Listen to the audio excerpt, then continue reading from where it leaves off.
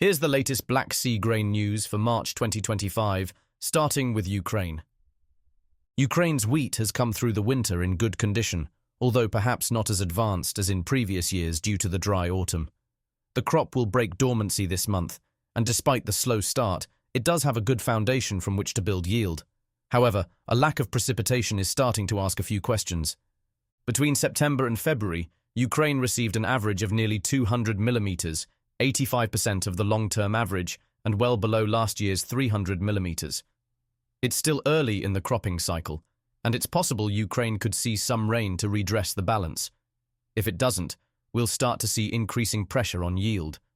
Consequently, precipitation in March and April is now critical for determining which way crop yield will go from here. The weather forecast indicates 10 to 25 millimeters over the next week or so, which will help, but it's the season-long cumulative rainfall that's important for yield formation. Russia now. According to the Ministry of Agriculture, this year's Russian crop area will be higher than last year, reaching almost 84 million hectares, of which nearly 56 million will be spring crops.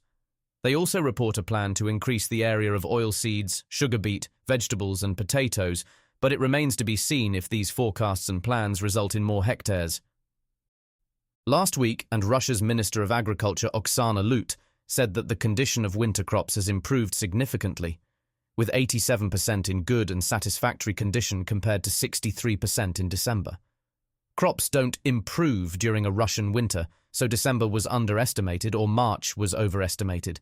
We think December was underestimated as late emerging plants were misdiagnosed as being in poor condition. Crops in the southern region of Stavropol are reported to be 95% good and satisfactory compared to 79% last year. Also, soil moisture is said to have improved there with recent snowfall. The Southern Federal District reports that spring fieldwork will start a week early due to the weather, and farmers have started sowing peas and barley this week. Further north in Lipetsk, farmers say they have started applying fertilizer to crops in what is known as recreational fertilizing. This is when farmers who are fed up with sitting around all winter get their tractors out at the first hint of spring, even if it is way too early. That's all for now. You've been listening to the Black Sea Grain News podcast brought to you by Green Square Agro Consulting. Visit blackseacropforecast.com to find out more.